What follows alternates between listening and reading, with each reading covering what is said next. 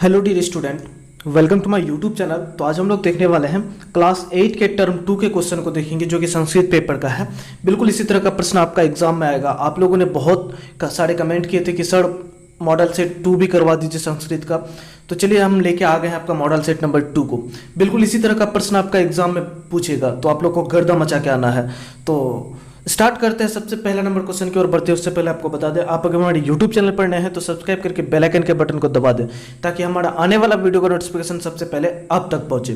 तो चलिए सबसे पहला नंबर क्वेश्चन की ओर हम लोग बढ़ते हैं। पहला प्रश्न है, अधोलिखितम गद्यांशम पठित्वा तदाधारितान प्रश्नान उत्तरत।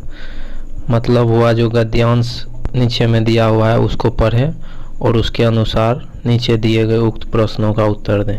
तो गद्यांश पढ़ रहे हैं हम।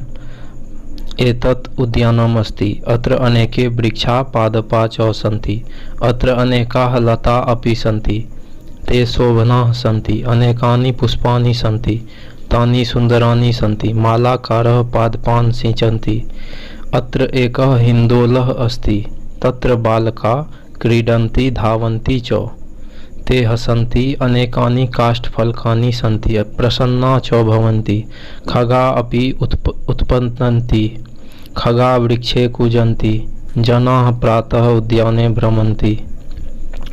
ये गद्यांश था। अब नीचे में उत्तर प्रश्न है कुछ इसी गद्यांश से, जिसका उत्तर हमें देना है। प्रदत्त विकल्पेभ्यः उचितम उत्तरम चित्वा लिखत। पहला प्रश्न है, खगा कुत्र कूजन्ति।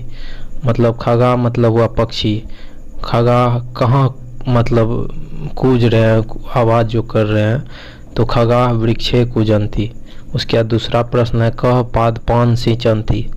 मतलब पौधों को कौन सींच रहा है। उत्तर है इसका मालाकारः पादपान सिंचन्ति। तीसरा प्रश्न है, जनाः प्रातः उद्याने भ्रमन्ति। अस्मिन् वाक्ये अव्यय पदम किम अस्ति।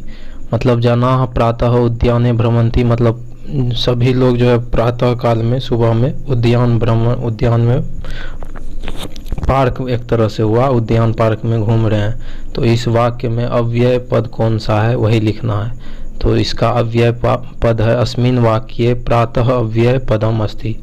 मतलब इसमें अव्यय पद जो है प्रातः काल समय, मतलब समय का बोध प्रातः से हो रहा है, सुबह से। तो इसका अव्यय पद प्रातः हो जाएगा। उसके बाद दूसरा प्रश्न, दूसरे नंबर पे आते हैं। अधोलिखितानां प्रश्नानां उत्तराणि पूर्णवाक्येन लिखत। पहला प्रश्न है, संस्कृत साहित्यम कतिविधम वर्तते।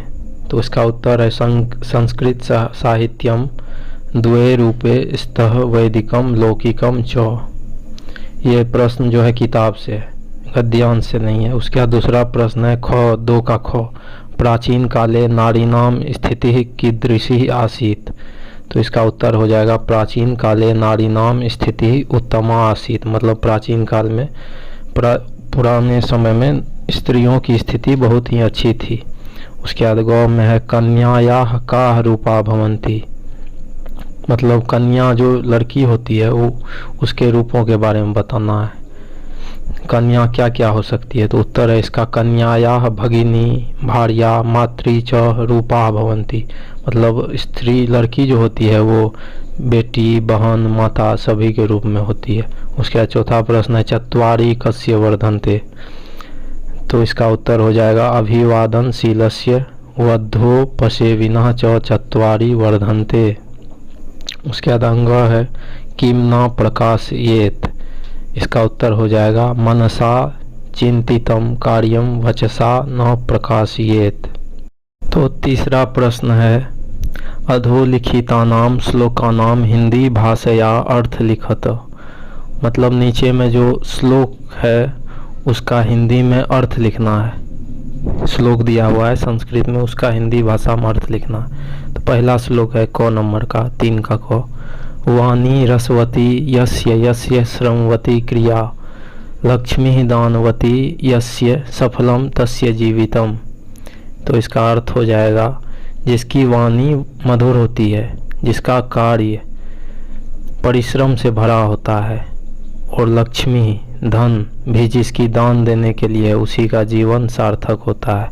मतलब जिसका वाणी भी मधुर है और जो परिश्रमी होता है और जो धन कोई भी व्यक्ति कमाता है तो उस धन को दान देने के लिए वो उपयोग करता है तो उसका जीवन सार्थक होता है। उसके बाद ख में है 3 का ख में, गंगा पापम शशि तापम दैन्यम कल्पतरुस्तथा पापम तापम च दैन्यम च हंति सज्जन संगमः।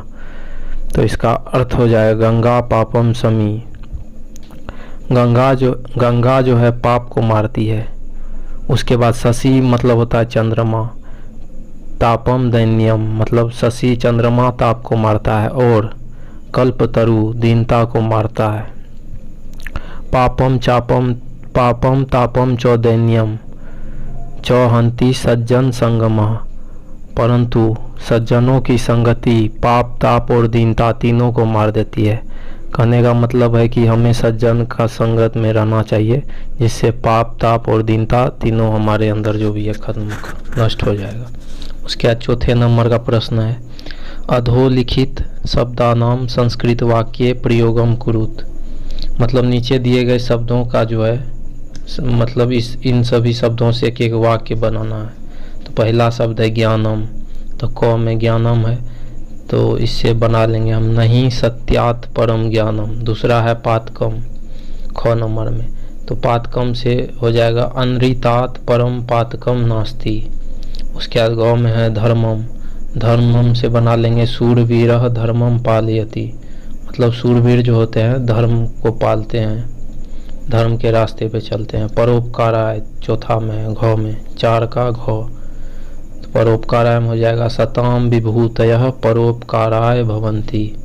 अंगम है वाणी, वाणी का हो जाएगा मम वाणी रसवती अस्ति। मतलब मेरी वाणी रस से भरी हुई है, बहुत मीठी है।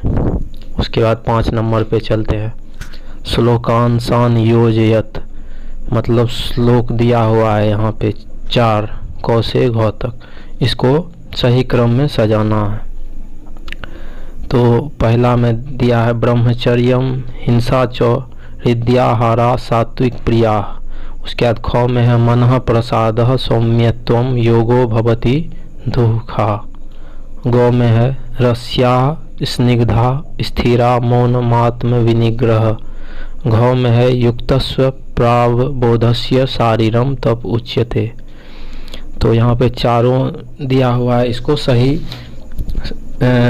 सही रूप से इसको सजाना है कैसे कि मतलब कौन सा वाक्य पहले होगा कौन सा बाद में। तो यहाँ पे जो है सभी वाक्य जो है सही क्रम में ही पहले से दिया हुआ है, तो इसका उत्तर भी एक तरफ से क से घ तक हो जाएगा। उसके बाद 6 नंबर पे चलते हैं, रेखांकितानि पदानि आधृत्य प्रश्न निर्माणम कुरुत। मतलब नीचे में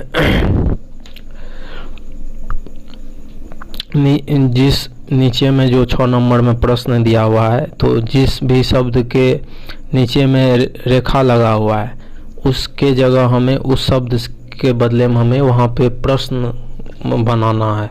जैसे पहला क में दिया है श्री कृष्ण गीताया उपदेशम अयच्छत, तो यहाँ पे श्री कृष्ण को हटा के हम लोग कह लिख देंगे। मतलब कह मतलब कौन, गीता का उपदेश किसने उपदेश दिया था। ख में है महर्षि वेद व्यास महाभारतम व्यर्चयत। मतलब महर्षि वेद व्यास ने महाभारत लिखा था, तो यहाँ पे महाभारत रेखा के ऊपर में है, तो यहाँ पे हम लोग इसमें जो है लिख देंगे किम व्यर्चयत। मतलब महर्षि वेद व्यास ने क्या लिखा था, किम। उसके बाद गौ में है गीतायाम आत्म तत्वम अस्ति। मतलब गीता जो है आत्मा का तत्व है, तो यहाँ पर हो जाएगा गीतायाम के जगह कस्याम आत्म तत्वम अस्ति गौ में। उसके बाद घ में चलते हैं ब्रह्मचर्यम हिंसा च शारीरम तप उच्यते। तो यहाँ तप के ऊपर लाइन दिया हुआ है, तो यहाँ कह हो जाएगा तप के जगह। उसके बाद अंगम में है योगी कर्मसु कुशलः भवति। योगी जो होते हैं वे कर्म से बहुत ही कुशल होते हैं, तो यहाँ कर्म से, तो यहाँ पे कर्मसु के नीचे लाइन दिया हुआ है, तो यहाँ केशु हो जाएगा, तो योगी केशु कुशलः भवति। तो चलते हैं हम लोग।